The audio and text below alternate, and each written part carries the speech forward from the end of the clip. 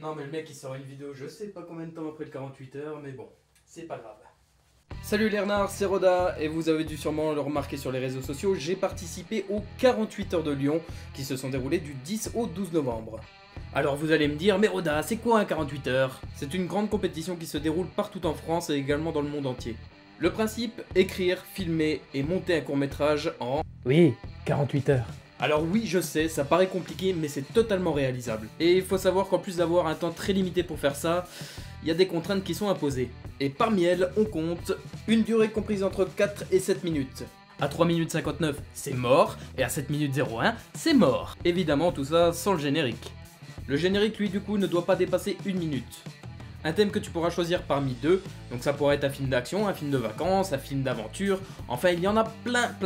Te sera également imposé un nom et un prénom de personnage auquel lui sera attribué un métier. Un objet qui devra apparaître au moins une fois dans le court-métrage, et enfin un mot ou une phrase qui devra être entendu évidemment une fois dans le film.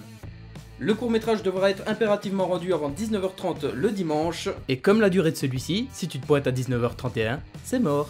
Voilà pour ce qui est des grandes lignes à respecter. Ouais, mais c'est quand que tu nous parles de ton court-métrage?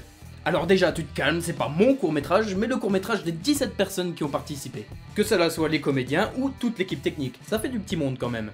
Alors comment se sont déroulés les événements pendant ces 2 jours? Alors il faut savoir que sur les 17 personnes qui composaient notre équipe, beaucoup venaient des 4 coins de la France. C'était vraiment énorme de pouvoir travailler avec des personnes que je n'avais jamais vues. Certains d'entre eux travaillaient à distance et n'étaient pas spécialement conviés directement à Lyon sur le lieu de tournage. Je pense notamment à l'ingénieur du son post-prod. Pour le reste de l'équipe, le rendez-vous s'est fait à 18h30 devant la mairie de Lyon pour pouvoir assister aux règles et surtout au tirage au sort du thème à respecter. À 19h, le verdict est tombé et nous avions le choix entre un film d'action-aventure ou biographie. En mettant ces thèmes en commun avec les autres éléments imposés, nous avons décidé de partir sur aventure-action. Tiens, les éléments imposés, parlons-en. En nom de personnage, nous avons un certain Thierry ou Thérèse Hilaire qui devrait être acrobate. Pas la chose la plus facile. Pour pimenter tout ça, l'objet imposé devait être une saucisse. Une putain de saucisse! Créativité des juges, merci. En ce qui concerne la réplique imposée, il s'agissait de « Suis ton instinct ». Pas la chose la plus compliquée à placer dans un film d'aventure-action.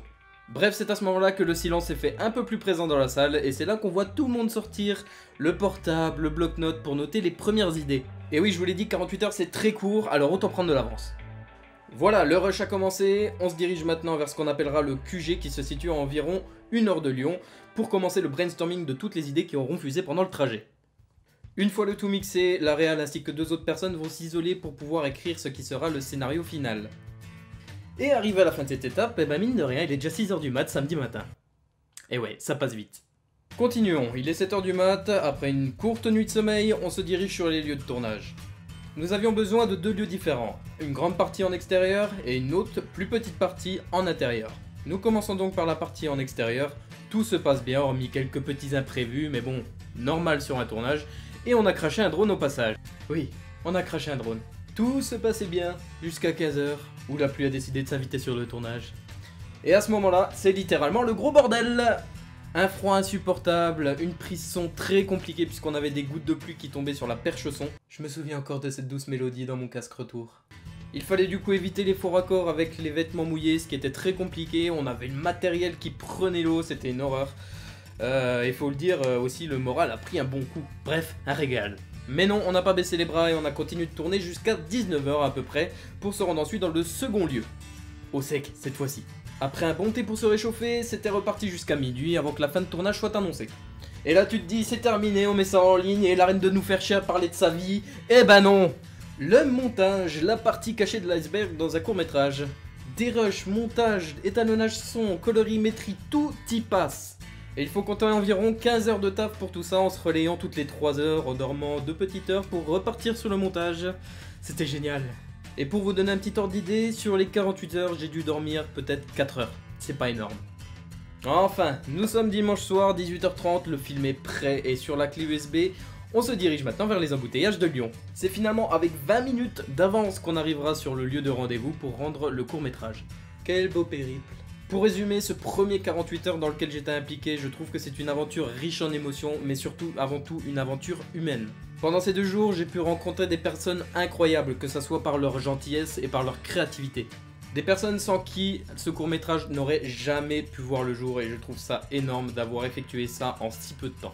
Enfin pour finir, merci à Télia, la réalisatrice et celle à la tête du projet, à Clidéon encore qui s'est démené pour nous bichonner tout au long de ces 48 heures.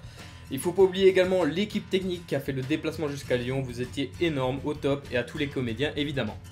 Alors à la grande question, c'est quand qu'on pourra voir le court-métrage? Je vais vous donner une réponse tout simplement, ça sera plus simple. Oui, je pense, oui, ça sera plus simple. Ce court-métrage sera diffusé au cinéma de Lyon le 15 décembre. Je vous laisse toutes les infos dans la description.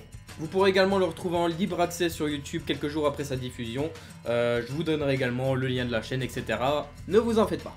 Bon, vous avez les grandes étapes du déroulement d'A 48 heures. Évidemment, je ne vais pas rentrer dans les détails, puisque sinon la vidéo durerait 2 heures. Voilà. Si vous avez la moindre question, n'hésitez pas dans les commentaires, j'y répondrai, promis. Ah oui, au passage, on vous fait gagner une petite carte de Lyon, avec toutes les signatures de l'équipe. Je sais, c'est pas grand chose, mais ça fait plaisir. Et ouais. Si tu veux la gagner, regarde la description. Sur ce, je vous dis à très vite pour de nouvelles vidéos, c'était Roda, à la prochaine Lernard.